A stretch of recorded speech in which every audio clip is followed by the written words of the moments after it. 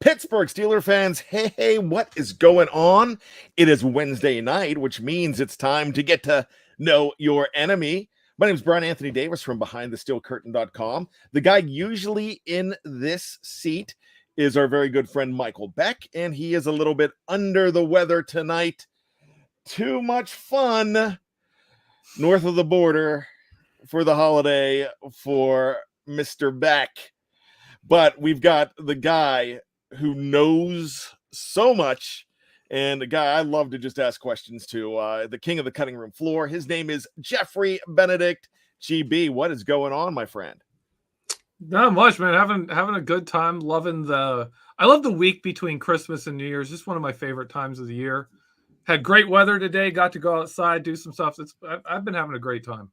It was nice here in Maryland as well, and I have got to say that this is my favorite week too. I take off this week, and we still have people over at the house right now as we speak. I just snuck in the back and go ahead and do the show. But when I was a kid, one of the great things about the week between Christmas and New Year's, of course, you got to play with all your stuff. You were home from school, but it was visiting. And everybody had the really cool spreads out, and there's so many fun things to do, and we're doing it still. We're doing it now. So we had some people at our house tonight, but we were out last night and way past my wife's bedtime. It was like midnight when we got home, and that doesn't happen that much anymore. So it was so much fun. We were just playing board games with a couple other families, and I just love this time of year. I am missing the white stuff. Love to see some snow, but that's no problem. It's still good. Yeah. I can't. It's not winter yet. I don't know. It's weird anymore. It seems like winter starts in like February. It's strange, but it's been nice. It's been nice to be able to get outside and do stuff. Took my son out with his uncle, and we went disc golfing. He had a great time. We got my kids, we got them sleds, and I don't know when they're going to get to use them. But that's okay. That's okay. We're going to find there's so many other things to play with too. So with that being said, the big thing that's going to be going on this week, it's Browns week. And I love Browns week because I love talking about those guys because they've become the team that I abhor even more than the team in Maryland, which I live in Maryland. And Yeah. you've got the purple Browns, but you've got the original Browns. And I'm going to say this. I still abhor the Ratbirds. I don't have a problem. If your name's Harbaugh, I've got a problem with you. So, even the Harbaugh family dog is probably has worms, as far as I'm concerned. But there's something special to hate about the Browns again, because I can't stand Baker Mayfield, and I'm not having a problem watching these struggles over the past couple weeks. And Myles Garrett is not my friend either. So we've got so many things to talk about here. So I'm excited to do that. I'm seeing in the live chat, hey, sorry you live in Maryland. Now, I'm a Johnstown boy. I was born in what I call Western PA. Some people have tried to dispute me on that, but I'm a Johnstown kid, and I grew up with the Pennsylvania Winners and grew up with the Steelers. So that week before Christmas and New Year's, there was always a Steeler game too, and it was always something special. So when those Browns came to town, or vice versa, you always knew it was going to be crazy. No matter throughout the records, it didn't matter. But this means postseason for both teams, Geoffrey. So one thing that we always do on this show, GB, we have a guest. Yep. Our Browns guest pulled out in the 8:00 hour. So not a lot of time for us to go ahead and find a replacement. Not a lot of people have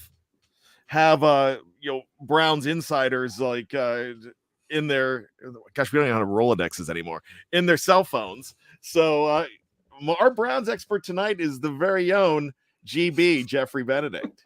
Are you up to the task? I will do my best. Hey, my best. We had a Browns expert on last year that I think you knew more than she did. So It's possible. We've had some guests that have been in that category that I'm like, do you watch your own team? But most of them are good. Most of them are good. Yeah, they're really good. This year they've been incredible. They actually have been. Yeah. So I will say that. We do have to grab a super chat here. His name is Sean Manahan. You know him because he is one of the mainstays in the live chat. We love Sean. If Canada is still in the booth calling those dumbass plays, so we didn't swear because they're Z's. Z's always make things better. Dumbass plays like he did on that 4-1 and our offense stays stuck, may turn off the game by the half. You know, we don't have that luxury. Thanks for the $5, Sean. That's the thing. We can't turn it off no matter how bad it is, can we, Geoffrey? No, we gotta watch all the way through. Especially you guys have to do the post game show. You can't, like, there's been a couple of times for family matters I've missed the game, and both of them I was pretty glad. I got lucky on a couple of 2 games, and I was just like, woof, I didn't see that one, and I came home, but I still had to watch it. I still got to watch it like the 4 or 5 times I watch it every week, like a crazy person. But it's often nice to. Sometimes it's nice to kind of be able to look at the score and then watch the game. So I'm watching it more dispassionately. The first time I watched the game, I'll watch the game and people ask me like, "Oh, what was going on with what player?" I'm like, I don't know. First time I watched the game, I'm emotionally into the game. I'll try and watch, like, I'll be like, "Oh, I'm going to watch the offensive line." I end up not being able to watch the offense. I'm just watching everything and yelling at the television more than anything else. You know what? That's true. My problem is, when you do that post-game show, you're like, yeah, I need to go back and look at it. Now, Dave Schofield likes to go back and look at the all-22. He likes to study it after the first initial watch. So it's kind of tough. So I like to go back and do it. And I'm the kind of person that I'll like to play back the play like 3 or 4 times to check everything out. And now I can't really do that anymore either. But I love having an opportunity to talk to people every day, and it gets my family off the hook. They don't have to listen to me just go on and on about like Robert Mullen says, what does Derek Watt do? I've said that to him. I'm like, I don't even know what Derek Watt does. And they're like, what are you talking about? I'm like, okay. I think he got like 6 snaps again. He does a lot on special teams. I love what he does on special teams. And he's very good there. That can't be discounted, what he does on special teams. But I digress. We are here to talk about this game with the Cleveland Browns. And before we get into the Browns lineup and who we're going to be looking at, I've got this question for you. Okay. Who's more desperate this weekend, the Pittsburgh Steelers or the Cleveland Browns, or is the desperation factor absolutely even? Yeah, I'm going to say it's even. I mean, 7-1 is better than 7-8, but both these teams, all 4 teams in the AFC North, I believe can end up in first or last place in our division over the next 2 weeks. Like, it's that close. The Browns are in last place. They can make it to first. The Steelers are in, we're third. We're just ahead of the Browns. We can win this division still. It's so close. And yet, bottoming out is so close too. To sit there and look at a team and say, okay, in the next 2 weeks, you have a chance to win the division or come in 4th in the division. That's big. And that's desperation. I think the Steelers are there because they know this is a big season for Ben Roethlisberger. They also hear all the criticism this team has gotten. There are some coordinators and position coaches that are probably they're coaching for their jobs right now. And there are players that are playing to keep their jobs. Some of these young guys on the offensive line, are we going to bring in veterans next year and replace them? That's going to be their last chance to try and, stake their claim to a job next year is these last 2 games. Ben Roethlisberger, he's got all the incentive in the world to win these games. But at the same time, you go to Cleveland, man. Baker Mayfield's playing to be like there's people talking the Cleveland Browns should draft another quarterback and give up on Baker Mayfield altogether. This is what they have left. This is the chance they have. They were supposed to be a Super Bowl team. They could still end up last place in the AFC North, and that's incredible. So I think this is super desperate for both teams. I think this is going to be a playoff atmosphere. I hope fans. I know there's a lot of anger among the fan base for how the team has been playing and some of the struggles on the Steelers, but I hope Heinz Field is absolutely rocking for this game, because this is a playoff game. I said it. I don't know how you feel about this, Brian. I said on my cutting room floor, to me, this is the Super Bowl of the season now. Like, I don't know. I think there was some point during the Kansas City game, like, I just kind of gave up on any hope of a playoff run, anything like that. And now it's just, you know what? Let's beat Cleveland. Let's get this win. Let's not let it fall that bad. That even when we're at our worst, we're better than that team from Cleveland. We're better than the Browns. How do you feel about that, Brian? I absolutely feel the same way. You know, yesterday was the 6th anniversary of me going to a Steelers-Ravens game, and I think the Ravens were 5-9 at the time. It was like week 15, and they were like 5-9. They had 2 games to go, and the Steelers were going to the playoffs. And it was 2015. The Steelers were definitely going to the playoffs there. And what happened was the Steelers lost that game. It was the Ryan Mallett game. But for those fans and for that team, beating Pittsburgh was the high point of their season. So I get that. So you always want to go ahead and beat those guys in the division. It's killing me that the Steelers have lost 3 straight to Cincinnati. And there's a part of me that's saying, hey, can you get in the playoffs and end up with a game against the Bengals? I mean, that would be great. You know, you would almost want something like that to see what you can do. There's a lot of people that are still saying that, you know, the Steelers, I mean, why are you even talking about it? They're, even if they somehow find a way into the playoffs, and they're not going to, and then that's what I'm reading a lot and hearing a lot. I mean, why would you even want them to go? At this point, this is something I wanted to talk to you about.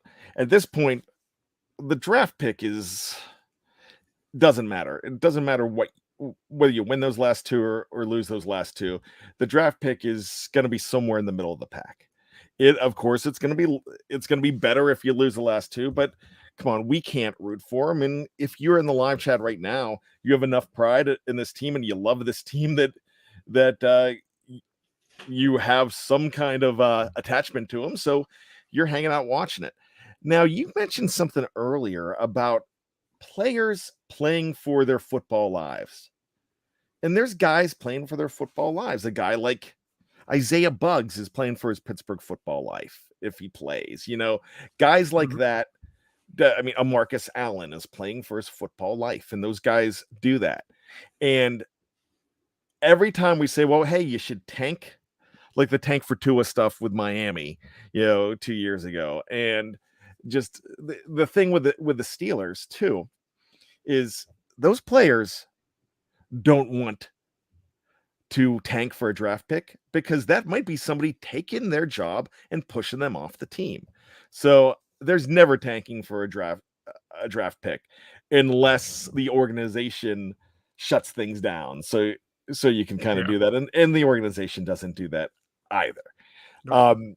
The revenue from getting into the playoffs, and if the planets align just right, Steelers could get that 4 seed in a home game, which would be, it seems inconceivable, but if the planets align just right, and in that situation, we are rooting for the Steelers to beat the Browns this week, but we're rooting for Kansas City, who we were against last week, and we're rooting for them to beat Cincinnati, and this team that we're trying to beat this week, we're going to be the biggest Browns fans next week. I might even have a Baker Mayfield jersey on if something happens. If something happens that we as Steeler fans need the Browns to beat the Bengals. So there's funny things. I mean, it could happen.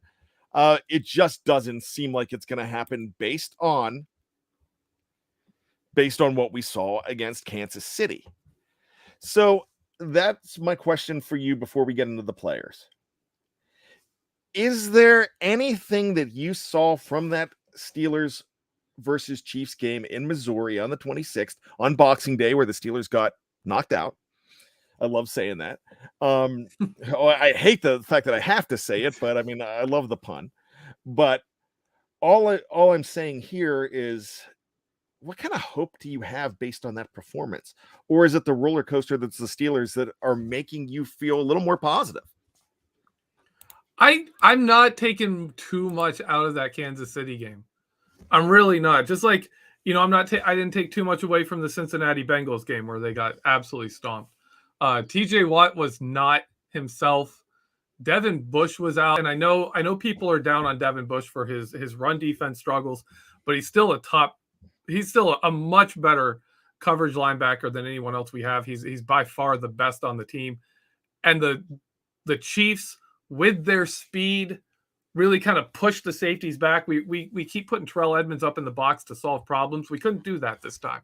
Terrell Edmunds was back in zone because you've got to play too deep against Kansas City. You can't face, Hardeman and Hill and go single high safety. Patrick Mahomes will destroy you. So a lot of our problem solving angles weren't there. We had Spillane and Schobert getting kind of torn up by the running backs. It was a very interesting opponent for the Steelers because they were able to exploit some of the things we've been trying to avoid with how we rotate players. For example, if people listening to my show are here, that the Steelers put Arthur Millette as their nickel back, but he doesn't play in dime. He plays the slot in nickel, and then in dime, it's Cameron Sutton and Trey Norwood playing inside in the slot. That works because of their skill sets, but the Chiefs were able to put the Steelers into nickel by keeping their tight end, a blocking tight end, and their running back in to be like, if you go dime, we'll just run on you, right? We'll run down your throats. And when the Steelers went to nickel, they would put Arthur Millette, into a dime situation, into a more dime situation where he's in zone. He's having to do switches. He's having to do things he's not as comfortable with. He's much better a man coverage guy. It was really crazy what the Chiefs were able to do to exploit kind of the patches the Steelers coaches have put on this defense to keep it going this year. So I don't take too much away. If we can get Devin Bush back, that'll help a lot. But mostly, Cleveland and Baltimore don't have the weapons to do what the Chiefs did. Neither of them have the deep ball, prowess. Neither of them have those kind of Tyreek Hill receivers. They're not the same threat that the Chiefs are. And I don't think that either of them are going to be able to do to the Steelers defense what the Chiefs were able to do to the Steelers defense. Oh, we lost your audio. Yes, I did. There's some chicanery in the background with the dogs and kids and everything. So usually Wednesday nights, I'm involved in the chicanery. So let me pull out an old staple here, Fact or Fiction. All right. And this is a show that the first podcast I ever did on BTSC, I did that with Zach Parnes way back in 2016, and it was called Fact or Fiction. And we do some fact or fiction here and there. So I'm just gonna throw out one, and I just want to hear fact or fiction from you. And I think you kind of alluded to this, so that's why I'm bringing it up. Okay. The Steelers are catching the Cleveland Browns and the Baltimore Ravens at the best possible juncture of the 2021 season. Well, the Browns are close, but I think last week would have been better. They're getting some good players back from the COVID list for this game. But yeah, they're not playing well right now, especially their offense. Their defense is still basically the same defense they've had, but their offense is not playing nearly as well. And we can get into this specifically a little later about Baker Mayfield and what's causing him problems. But yeah, I'd say the Steelers are catching Cleveland at almost the right time, pretty close to the right time. They're catching them when Cleveland's in a bad spot. And they're definitely going to be hitting the Ravens when the Ravens are in a really bad spot. I mean, the Ravens are just really bad right now. I'm glad that you were able to clear that up. So let's go ahead, do a couple live chat super chats here. Sean Manahan, he's given us $5. He's given us our Christmas bonus here. We could absolutely win the division if, and that's all caps, we had an offensive play caller that didn't pull the same old crap that doesn't work all season long. Hashtag insanity. And, I know the play calling has been something that has been shaking heads. You even mentioned the 4th and 1. Actually, you did not mention the 4th and 1. But, Sean also gives us another 5. It says, sad to say, likely scenario: Steelers beat Browns, Chiefs beat Bengals, Browns beat Bengals, and Steelers lose at Ratbirds 8-1. Well, that would be no good. But that's a scenario too. But like Geoffrey just said about the Ratbirds, aka the Baltimore Ravens, they seem to be more of a broken team than the Cleveland Browns right now. But we're going to talk about them next week. What we're going to talk about right now is the quarterback situation for both teams. And what we're going to do here is we're going to talk about the Steelers first. And the quarterback situation, everybody's talking about it. I'm not talking about it. It doesn't mean that I'm completely convinced that Ben Roethlisberger is going to come back, but I don't know if it's as cut and dry as everybody thinks it is. But do you feel that the talk about this being Ben's last primetime game at home and last game at home possibly is almost a rallying cry, is almost something to cover up the warts and get people excited and even pump up Ben a little bit too? Geoffrey? I think it definitely can do that. One thing I find interesting, we all know, we kid and we joke around about Ben Roethlisberger and the amount of drama he creates with some of the way he says things. And his like how he approaches injuries, and he's like, oh, my arm nearly fell off, but it's okay. I threw 8 touchdowns, He kind of does those things, and a lot of it's tongue in cheek. But one of my favorite things was when someone asked him about him telling – they said something like, have you really, they've been saying you've told everyone that this is your final season and you're done after this season. And Ben Roethlisberger's response was, I haven't told everyone. Like, he just doesn't answer the question. They're trying to find out, hey, is this your last season? He's like, well, I didn't tell everyone. Well, does that mean you didn't tell everyone because you're not retiring? Or does that mean you are retiring, but you didn't tell literally everyone? Like, there's a guy in the corner you didn't tell. That's Ben Roethlisberger. He builds that drama. I don't know if that's intentional or if that's just his way. The way he talks just leads to that. But I don't know if it's his last. No one really knows if this is it. But I think fans kind of see the writing on the wall. He does not have a contract through next season. This is it. This is his last year. And they do have the cap going up. They could absorb that dead cap hit. It's not nearly what it would have been this past season. People forget he saved the Steelers $15 million on a low cap year. Saved them $15 million against the cap by coming back this season. That was huge. They needed him to. We'll see if he plays again. But man, the atmosphere for this game is gonna be crazy. I really hope it does kind of spur the Steelers, especially the defense, the other players on offense, the offensive line. I hope it spurs it to be like, hey, let's win this for Ben. And I hope the Heinz Field should be crazy. It should be great. I hope that's enough. I would love to see a win here. I'd love to see Ben sweep the Browns after after how bad that playoff game was last year, how horrible that was, seeing him cry on the bench and how much Cleveland fans adored that and, put that all over everywhere, every chance they get. I'd love to see him sweep the Browns in his final season here. And you're knocking out the Browns if you beat the Browns too. Yeah. Straight out of the playoffs. You're done. You're ending their season, and that is something that would be absolutely phenomenal for this team and for Ben as well. I'm sure he does. I'm not going to write the Ben story. I want Ben to write the story. I like how Steelers Pittsburgh says Ashley will tell Ben when to retire. Ashley, of course, being his wife. So, that's the thing. I used to work for Enterprise Rent-A-Car, and we used to hire these guys as drivers. They were senior citizens. They were retired guys, and these guys were the best people ever. They were my favorite employees. In fact, I went to a couple Steeler games with one of the guys. I mean, they were like an extra grandpa. It was so fun. And what happened is they would retire. They'd be out 6 months. They would do the entire honeydew list, and the wife was like begging them to get out of the house. It's one of those things.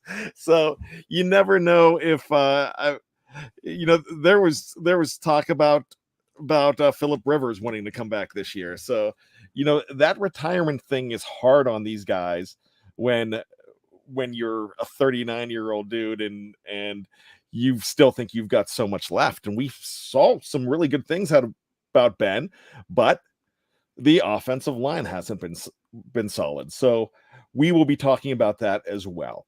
And I do want to go ahead and bring up Monster 19, $4.99 from Monster. And I'm a big fan of Monster just because he looks like the happiest dude in his avatar there. He's just smiling. He's like, hey, what's up, dudes?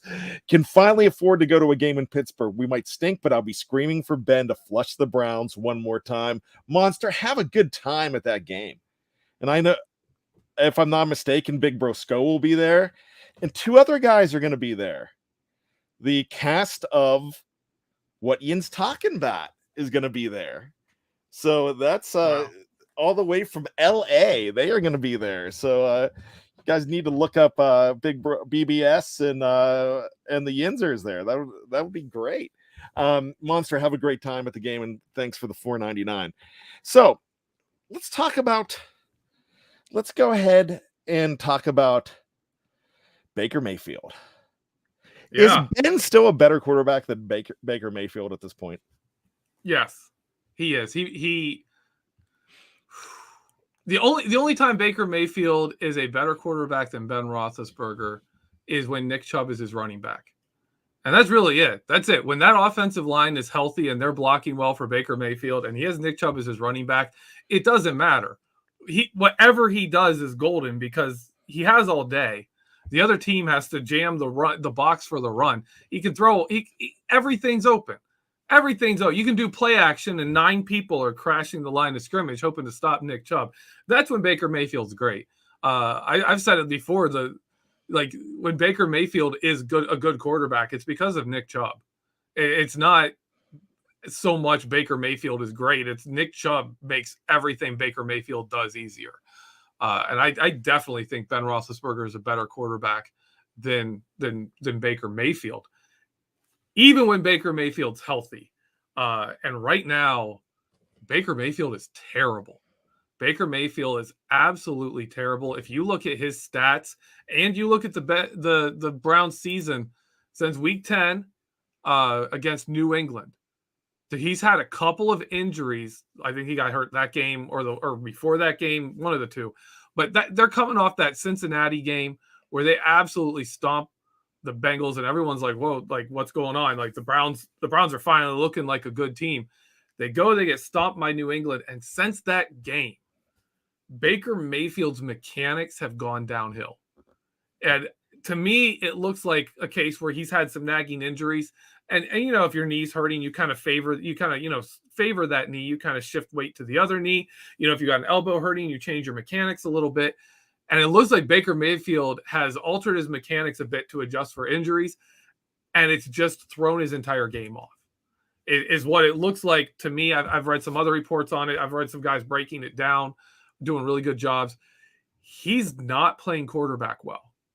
He's making throws off the wrong feet. He's turning wrong. He's got false movements in his arm and his release, everything. It's just his mechanics are gone. They are absolutely trash right now. And that's going to make it hard for him to have any kind of success and it shows in his numbers. He just, he threw 4 interceptions. They should have beaten Green Bay.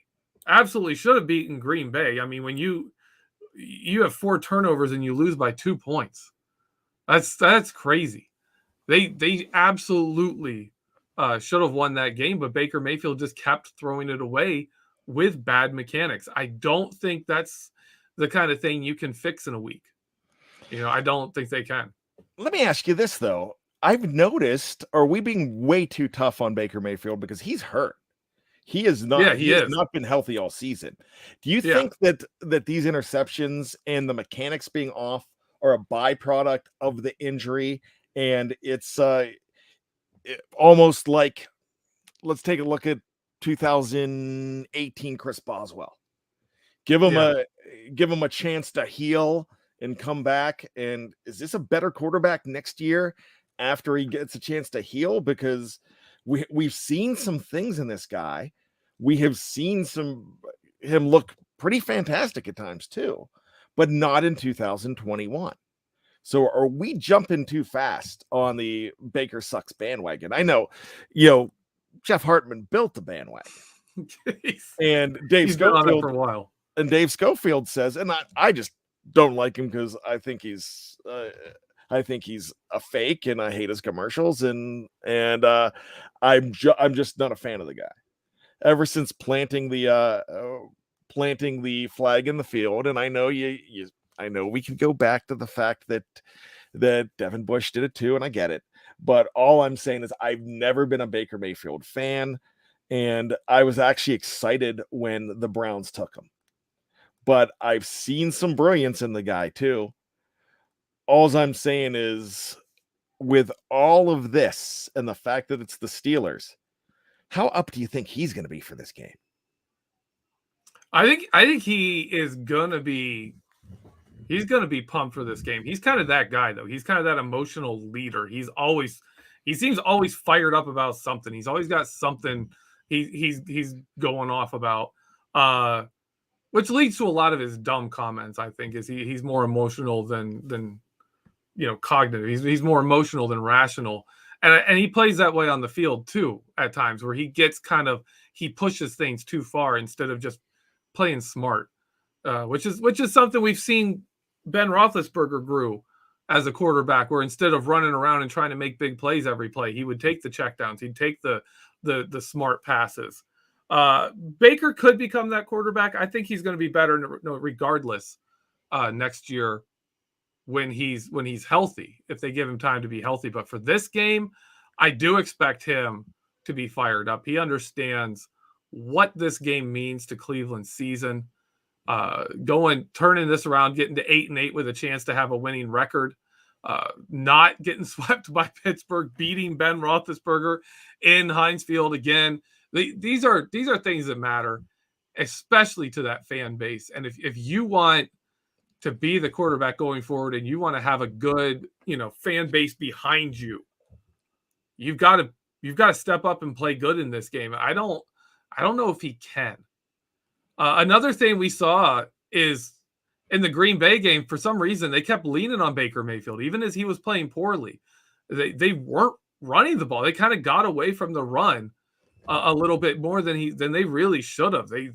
You're that far into the game, you really need to keep pounding the ball. And they kept going 3 wide receiver sets against Green Bay, which they don't do well out of, and Baker doesn't do well out of. It was a very confusing game. It was very interesting to see that they've got more than just Baker Mayfield.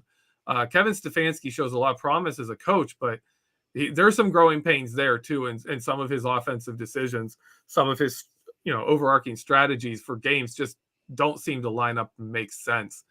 I do expect the Browns to play more heavier sets, which is where Baker is at his best. Those 1 wide receiver sets with 2 or 3 tight ends or a fullback. He does great in those. And those have been the big weakness of the Pittsburgh Steelers because of our defensive line situation. So I expect them to be putting him in better situations than they did against Green Bay, simply because that's what you want to run against the Steelers right now, is extra offensive linemen and extra tight ends, and just get as big as you can and attack our defensive line. So I do expect they'll put him in better situations, and he could have a much better game against the Steelers, and he needs to, for the Browns to have a chance to beat the Steelers. Absolutely. He might even be auditioning, because I'm going to break the Yinzer net right now. I am not going to be surprised if he is signed by the Pittsburgh Steelers next season and number 6 is playing for Pittsburgh. What would we all do if that happened? And never Oh, say man. never, but never say it because it could happen. Oh, I don't know. Although, honest, oh gosh, you're killing my brain. He would fit a lot of what Matt Canada wants to do, but it's the same stuff Stefanski. I don't think the Steelers would go with Baker. I think they know his limitations too well to do that. So let's move on from Baker. I just had to do that. So Oh man, no one you know says Nick Chubb is amazing. And man, I'm going to say that comment is completely wrong because it's not in all caps. Amazing needs to be in all caps. Geoffrey Benedict, is Nick Chubb the best running back in the National Football League, or at least the AFC? Because I think he is very close. Besides a Derrick Henry. Derrick Henry's there. You know, as good as Henry is, as much stats as he puts up, I might take a Nick Chubb over Derrick Henry. Because Derrick Henry is a guy who needs the right kind of offense. You've got to they build that offense to fit what he does best. They've learned that he didn't do the best right off the bat when he first came into the league. He wasn't, what he is now at all. They worked to build that team around him and to put him in the best situation to run the way he runs best. Nick Chubb is just absolutely phenomenal. He is an absolute beast. Him and the young kid Taylor from the Colts, they're to me the best two running backs in the NFL. And I might take Nick Chubb over Jonathan Taylor. I might take him. He's that good. He is an absolutely phenomenal running back. Love what he does, all phases of the game. He's just an absolute beast. Nick Chubb is fantastic. They found a way to stop Chubb before. Now, Chubb still earned a lot of yards in that game back in, I believe it was week 6, if I'm not mistaken, or week 7, week 8. Actually, officially week 8. It was the 7th game, October 31st on Halloween. They stopped Nick Chubb the best they possibly could and won that game. But man, it's going to be hard to do that twice in one season. What does this team do to stop Nick Chubb, and is he their greatest offensive asset? Yeah, he's absolutely the Browns' greatest offensive asset. He is the player the Steelers have to account for the most. And how the Steelers defend the run with this line that at any time can get blown off the ball. What you're seeing the Steelers have success with is when they finally get a first down stop, carrying that into a second down stop. And I see that on film a lot. That's where this defense has survived, is when they do get a 2-yard gain, when they limit someone to a 2-yard game on first down, or they get a tackle for a loss or no gain. Any of those runs where they run on first down and it's nothing, they get that stop on second down. Whereas oftentimes, you're getting a 6-yard run on first down. The Steelers give up those conversions. That's going to turn into a new set of downs almost every time. But when they do get that rare defensive stop, they can end a drive. And that's the key to facing the Browns, is get enough stops on first and second down to end a drive. You don't have to stop every run. Obviously, we'd love for that to be the case. We'd love for the Steelers to be a team like they normally are that stuffs the run, but without Alu, without Tuitt, with Vince Williams gone, with Devin Bush injured half the season. Like this is not that team. This really isn't that team right now that can do that. But when we do get a first down stop, turn it into a second down stop, get that defense on the field in 3rd and 8, they can still get it done there. The other thing is goal line. Don't let them get down to the goal line. Stop them in the red zone, before they get close enough where they can just pound it and get it in tight there at the end.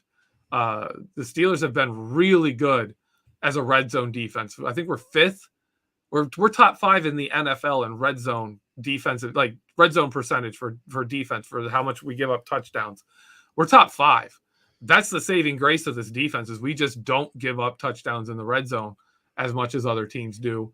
And that's you're going to have to do it again. You're going to have to take Nick Chubb when he is rolling, when he does get them down the field, when they get to that, when they get inside the 20, when they get to that red zone, make it about Baker Mayfield. Jam that box, make Baker Mayfield beat you. When you can kind of play Minka up a bit and not have to worry about getting beat deep, it makes everything better. Get it done there, because this team is not going to just shut down Nick Chubb. You've got to find your ways, make your situational plays. When you have an opportunity to end a drive, do it. The Cleveland Browns have injuries on their offensive line, but they have some guys back as well. This is a pretty good unit, and we know that because of Nick Chubb. But if I'm not mistaken, Conklin is out again. Yeah. And so it's hard to keep up with their injury report. It's all over the place. So who on that offensive line needs to keep it together, or are they too patchwork at this point? For the Browns? Yes. I think J.C. Treader's is big. They're getting him back this week. That is big. That's part of the problem, though. They are constantly rotating people out. One of the things I talk about each week in my snap count article is how consistent were the Steelers on their offensive line snaps? Were they able to keep those guys in there, most of the game? That's a big deal. It really is big. Even if the guys aren't good, if they're playing together and they're experienced together, that matters. And this Browns team has not been able to put those 5 guys on the field together. You've got to get the interior together. I think Treader will be a big part of that. And I think this offensive line is going to be better simply because the interior of the line is going to be together and maybe get some momentum going. We've seen that with the Steelers when the interior of our offensive line isn't doing well, which they haven't been for quite a while here. The offense just can't get going.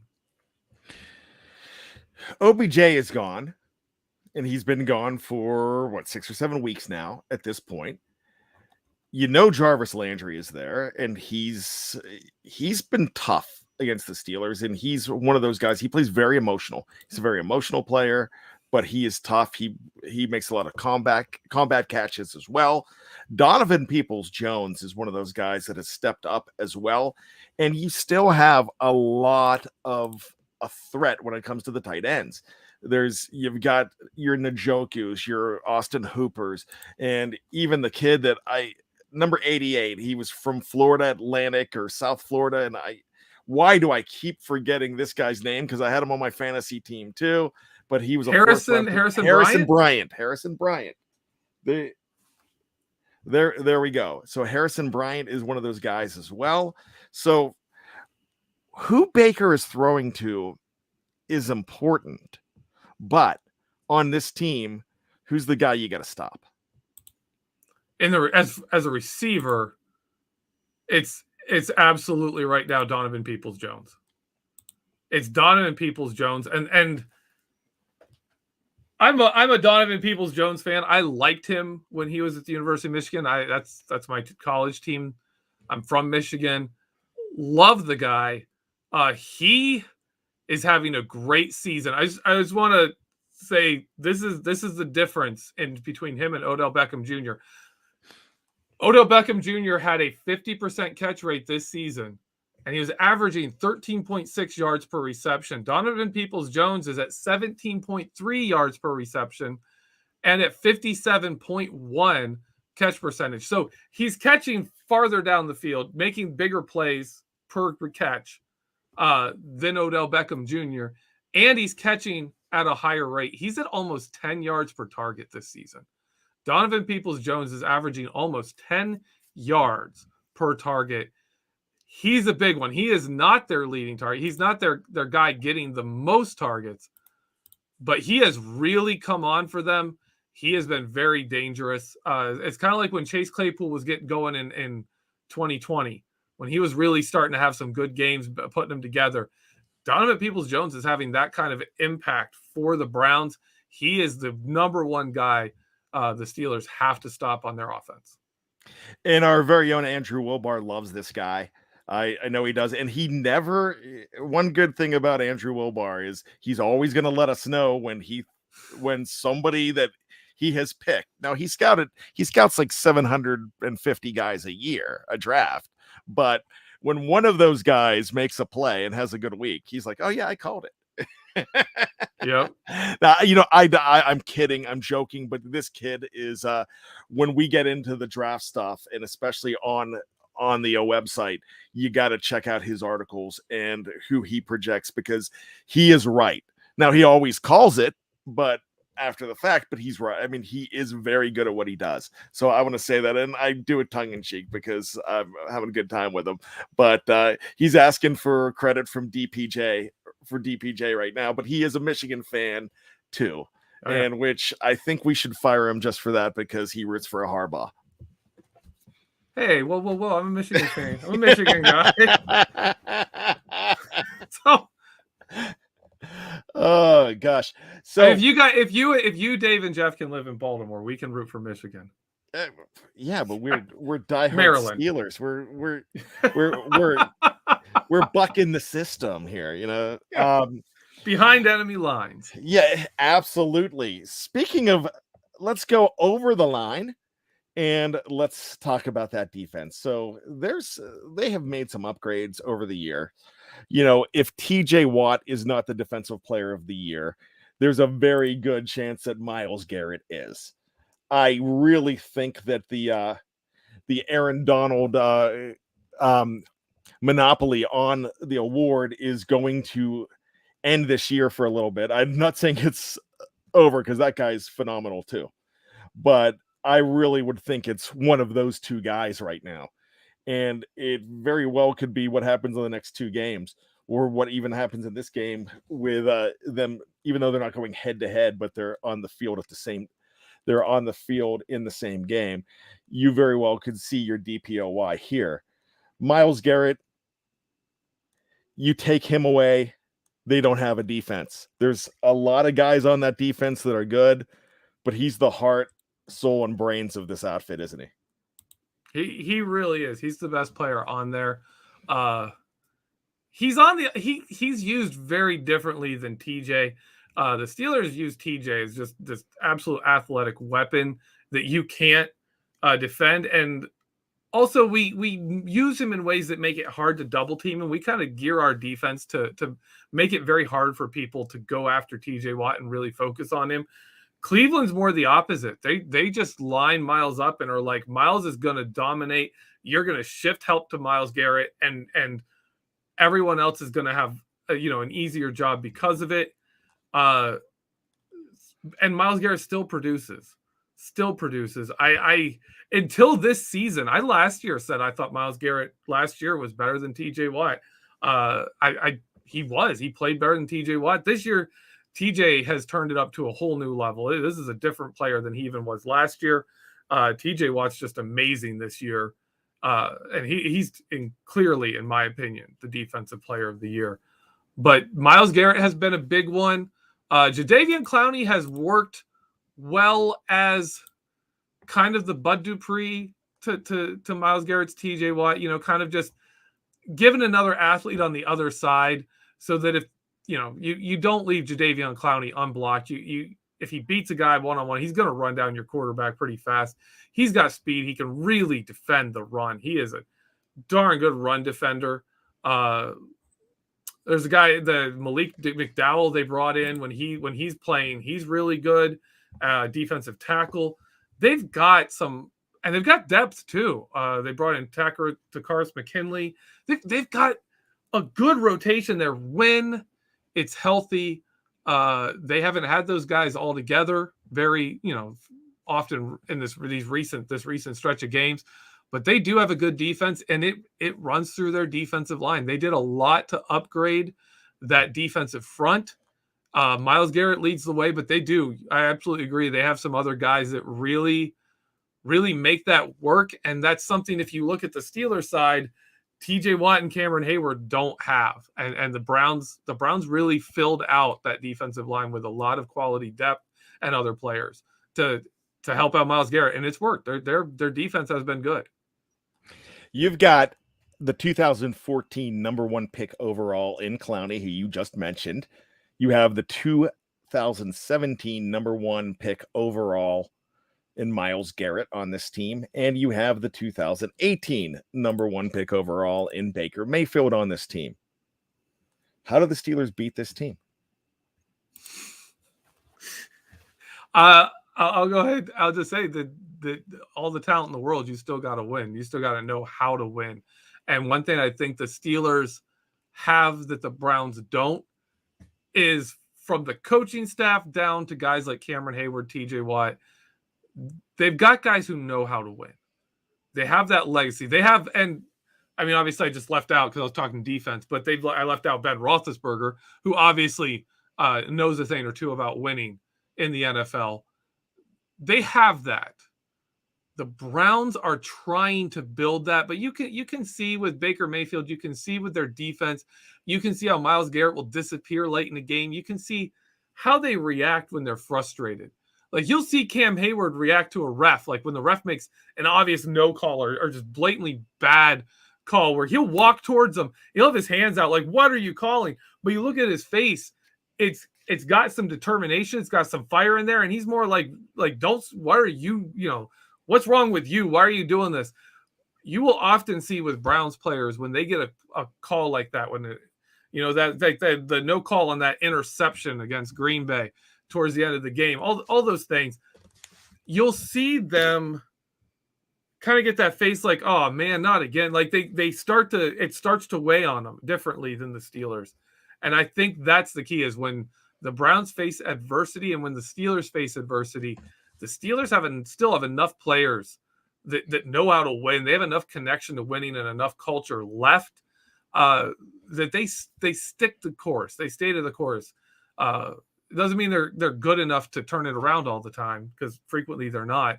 But they still have that mindset. They still have that mentality. They still have some heart to them that I don't think the Browns have successfully built yet.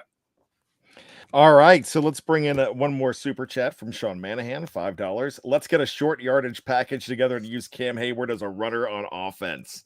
Would you do that?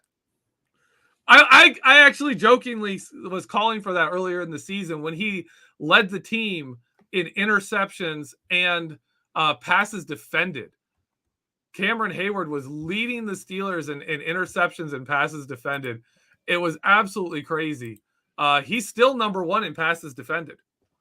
He is still number 1 in passes. He only has 1 interception. Minkah Fitzpatrick and Akella Witherspoon have 2. But he has 7 passes defended. That's the most on the Steelers. Like, that's Cam Hayward. Like, so yeah, if he can do everything on defense, why not? He's running down wide receivers on big plays. Like they make a catch downfield. You'll see other guys jogging after him. Cam Hayward runs down and tackles him. It's incredible. He's everywhere on the field. They could use 4 or 5 more guys like him. But I'd put him on offense. I'd do it.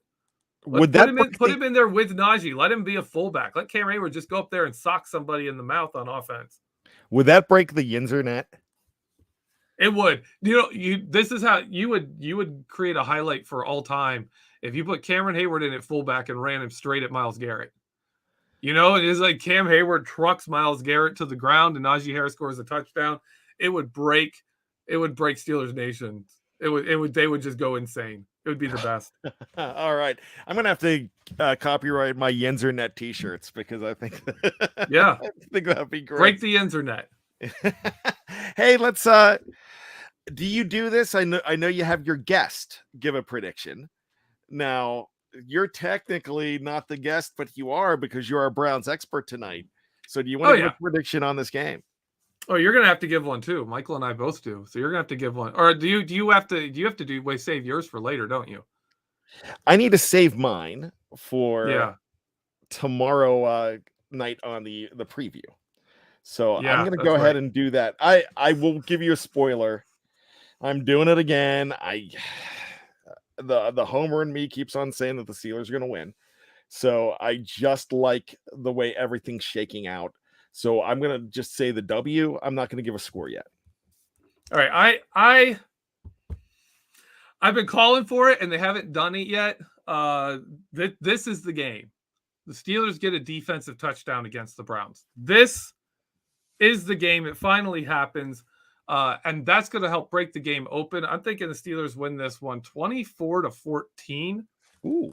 And which is as much of a blowout as we're going to see from this Pittsburgh Steelers team. It's a 2-score win. But I'm going 24-14 Steelers. I think we see a couple of turnovers for the Browns. The Steelers, I think, are going to put them in some bad things. They're going to get the team to push. Their coaches, when push comes to shove, are going to go away from Nick Chubb and lean on Baker Mayfield. The man is not healthy. He's not playing well. And we're going to see the Steelers take an interception to the house, or he's going to try and push things and run around and scramble. And TJ Watt's going to strip that football, and someone's going to take it back. 24-10 is my prediction for the Steelers. 24-14, sorry, is my prediction for the Pittsburgh Steelers win over the Cleveland Browns, sweeping them, knocking them out of the playoffs. And I think not only is it Ben Roethlisberger's last game at Heinz Field, it's his last game against the Browns, and it's Baker Mayfield's last game as a Cleveland Brown quarterback against the Steelers. Whoa, looking out for the Vinny Vega bold statement there. I love it. So let me do this real quick. Yesterday, the NFL lost a legend, and we lost a legend in the Steelers-Raiders rivalry, with it being John Madden at the age of 85. So for all of us here at BTSC, I just want to say that, God bless the legacy of John Madden. For those of you that know him as just a name on a video game, man, you need to go ahead and dig deeper, because this guy was something else and something special. So in honor of John Madden, I'm going to ask you to do one more thing here, Geoffrey Benedict, and I'd like you to put a player on the side of the Madden Cruiser one last time. So who is going to be the MVP of this game on the side of the Madden Cruiser? On the side of the Madden Cruiser for this game, it's going to be, I'm going to go Minkah Fitzpatrick. Very well. Minkah Fitzpatrick on the side of it. And, John Madden was one of those guys that we always know, the guy who made Monday Night Football what it was Howard Cosell started it. But John Madden kept it going for so many years. Just absolutely amazing. And I know he was the one guy that spoke out every year against the Immaculate Reception, because he still doesn't believe in that. But he's supposed to. He was on the other side. But he made it easy to hate the Raiders, man. It was one of those guys that was like, you knew he was good, but he was good in a way that you could hate. And John Madden was that guy. But like you said, you have to respect his role. Fantastic coach. It's a great part of that rivalry, and a great commentator, great for the game of football. He's a Hall of Fame coach, but he's a Hall of Fame contributor. And if anybody should be in there twice as a contributor, it's also John Madden, for what he did all those years. Because you got to remember, he coached less than 10 years. I believe it was 9. Yeah. And one of the reasons was to be with his family, because he was afraid to fly. He hated getting on a plane, and that's why the Madden Cruiser came out. There are so many, I've read so many books by him. He's just an absolute legend. And if you don't know much about him, just go and check it out. And as Sean Manahan just put here, and boom, right there. That's you would every time you would hear boom right there.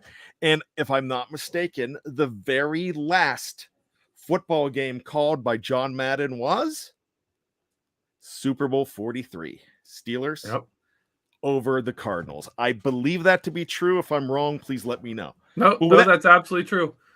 The last play he called was, I believe, LaMarr Woodley sacking Kurt Warner. Wow. How about that? Now I got to go check that out, because I have a copy of that on DVD. So with that being said, thank you so much, Geoffrey. This was a blast to be on the show. I think this is one of the great shows on our network.